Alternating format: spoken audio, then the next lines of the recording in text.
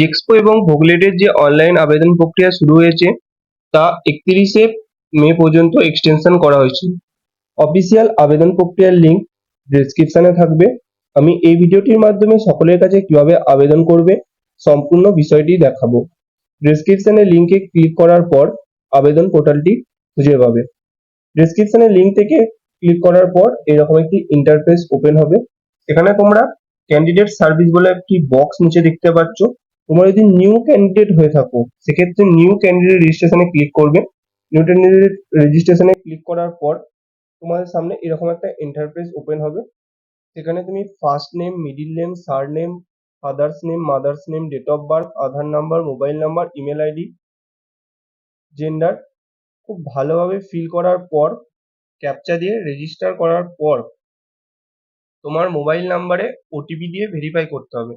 OTP দিয়ে verification করার পর তোমাকে পাসওয়ার্ড ক্রিয়েট করতে হবে, মানে তোমার নিজস্ব অ্যাকাউন্টের পাসওয়ার্ড ক্রিয়েট করতে হবে, যেটা তোমার সাইন ইন করতে কাজে লাগবে।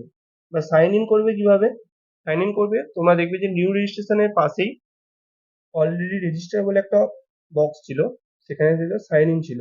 সেখানে সাইন ইন করবে তোমার রেজিস্ট্রেশন মোবাইল নাম্বার এবং যে পাসওয়ার্ডটা ক্রিয়েট করেছো সেটা দিয়ে। সাইন ইন করার পর তোমার সামনে এরকম একটি ইন্টারফেস ওপেন হবে। আমি আমার একটি ছাত্রের অ্যাপ্লিকেশন করেছিলাম, তো ওপরেই তোমরা দেখতে পাচ্ছ ভিউ মোর অপশন।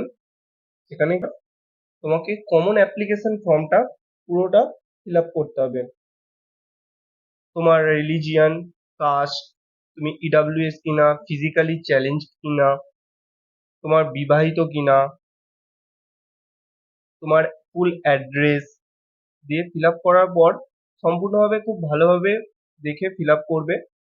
ফিল আপ করার পর সেভ অপশানে ক্লিক করবে। নিচে সেভ অপশান আছে, সেভ অপশানে ক্লিক করবে। সেভ অপশানে ক্লিক করার পর তোমাকে সাকসেসফুল, রেকর্ডেড, আপডেটেড বলে তোমাকে অপশান দেখাবে, সেক্ষেত্রে তুমি ওকে করবে।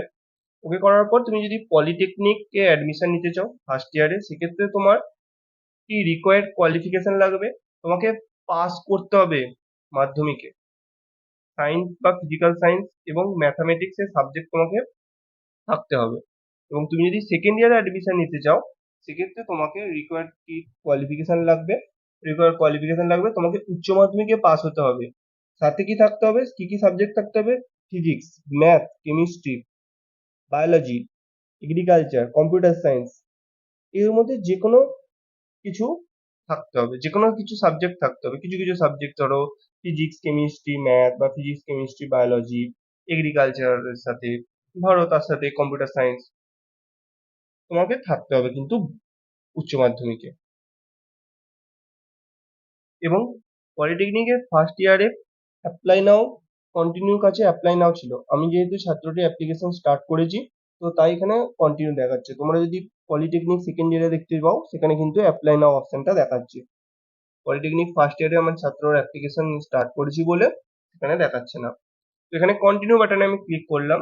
কন্টিনিউ বাটনে ক্লিক করলে এখানে application for polytechnic first year, সেখানে তোমার স্কুলের নাম, তোমার স্কুলটা কোন স্টেটে, সেটা তুমি কোন বোর্ড থেকে পাস করেছো, সেই বোর্ডটা কোন ডিস্ট্রিক্টে, তোমার মাধ্যমিকে কত পেয়েছো, তুমি ফিজিক্যাল সায়েন্সে কত পেয়েছো, ম্যাথামেটিক্সে কত পেয়েছো এবং কতর মধ্যে পরীক্ষা হচ্ছে, সব তোমাকে ফিল করতে হবে খুব সুন্দরভাবে। ফিল করার পর সেক্ষেত্রে তোমাকে তুমি ইডাব্লিউএস কিনা এগুলো ফিল আপ করার পর তোমাকে সেভ অপশনে ক্লিক করতে হবে। সেভ অপশনে ক্লিক করার পর তোমাকে অপশন দেখাবে তুমি এছাড়াও কি আরো অ্যাপ্লিকেশন করতে চাও। যেমন তুমি ধরো আইটিআই ই, আইটিআই এম, পলিটেকনিকে সেকেন্ড ইয়ারে তুমি যদি না করতে চাও সেক্ষেত্রে তোমায় ক্লোজ অ্যান্ড ব্যাকে ক্লিক করার পর তোমাকে কিছু ডকুমেন্ট সাবমিট করতে হবে। তো ডকুমেন্ট স্টেটাসে পেন্ডিং দেখাচ্ছে, সেখানে তুমি ক্লিক করবে। কিছু ডকুমেন্ট সাবমিট করতে হবে like photography, only JPG document, minimum 15 KB থেকে ম্যাক্সিমাম 200 KB মধ্যে তোমাকে ডকুমেন্টটা আপলোড করতে হবে। আপলোড ডকুমেন্টে ক্লিক করবে। আপলোড ডকুমেন্টে ক্লিক করার পর তোমাকে পেমেন্ট করতে হবে। পেমেন্টটা 450 টাকা তোমাকে পেমেন্ট করতে হবে। এবং তুমি যদি মেয়ে হয়ে থাকো, লাইক তুমি যদি কন্যাশ্রী পেয়ে থাকো, সেক্ষেত্রে তোমার টাকাটা কিন্তু কম। পেমেন্ট করতে হবে। এবং এখন কিন্তু ভেরিফিকেশন স্ট্যাটাস পেন্ডিং দেখাচ্ছে, সেটা কিন্তু কিছুদিন পর সেটা গ্রিন হয়ে যাবে এবং কমপ্লিটেড দেখাবে। এবার তোমাদের প্রশ্ন একটা আসতেই পারে যে এক্সাম কি হবে, এক্সাম কি দিতে হবে, কোনো এন্ট্রান্স এক্সাম হবে? না, কোনো এন্ট্রান্স এক্সাম হবে না। মাধ্যমিকের নাম্বারের উপর ভিত্তি করে তোমাদের র্যাঙ্ক কার্ড পাবলিশ হবে। র্যাঙ্ক কার্ড পাবলিশ 31 মে পর্যন্ত তোমাদের অ্যাপ্লিকেশন করা যাবে। আর কিছুদিনের মধ্যেই তোমাদের কিন্তু র্যাঙ্ক কার্ড পাবলিশ হয়ে যাবে। র্যাঙ্ক কার্ড পাবলিশ হয়ে যাওয়ার পর তোমাদের কাউন্সিলিং এর জন্য অপেক্ষা করতে হবে। এই কাউন্সিলিংটা বিভিন্ন স্টেপে হয়ে থাকে, অনেক ডকুমেন্টস লাগে অ্যাডমিশন কোনো কলেজে নেওয়ার জন্য।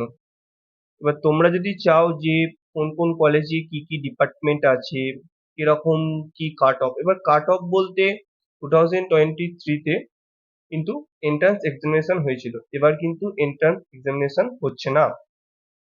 তোমরা যদি আমাদের কাছ থেকে পেড কাউন্সিলিং করাতে চাও, সেক্ষেত্রে ডেসক্রিপশনে একটা গুগল ফর্ম থাকবে, সেই ফর্মটা ফিল আপ করবে, আমরা তোমাদের সাথে যোগাযোগ করে নেব। প্রথমেই বলে রাখি, এটা একটা পেড কাউন্সিলিং, আমরা তোমাদের কাছ থেকে একটা ন্যূনতম অ্যামাউন্টের নেবো, যেটার মাধ্যমে আমরা তোমাদের কমপ্লিট কলেজ অ্যালোটেড থেকে শুরু করে সমস্ত কি কি ডকুমেন্টস লাগবে সব কিছু আমরা তোমাদেরকে প্রোভাইড করব, যাতে তোমরা একটা ভালো গভর্নমেন্ট কলেজে ডিপ্লোমা করতে পারো। এবং আরো অন্যান্য ডিটেলস জানার জন্য আমাদের ডেসক্রিপশনে হোয়াটসঅ্যাপ গ্রুপের লিংক থাকবে, সেখানে তোমরা ক্লিক করে হোয়াটসঅ্যাপ গ্রুপে জয়েন হয়ে যেও। এবং এই পেড কাউন্সিলিং এর যে কথাটা বলছি, সেই পেড কাউন্সিলিং এর সিট কিন্তু খুবই সীমিত। তোমরা চাইলে খুব তাড়াতাড়ি আমাদের গুগল ফর্মটা ফিল আপ করে দাও। ফর্ম ফিল আপ করলে আমরা তোমাদের সাথে যোগাযোগ করে নেবো। তোমাদের র্যাঙ্ক কার্ড পাবলিশ হয়ে যাওয়ার পর তোমরা আমাদের র্যাঙ্ক কার্ড পাঠাবে, তো আমরা তোমাদের সমস্তটা আমরা চেষ্টা করব তোমাদের একটা ভালো কলেজে অ্যাডমিশন নেওয়ার জন্য।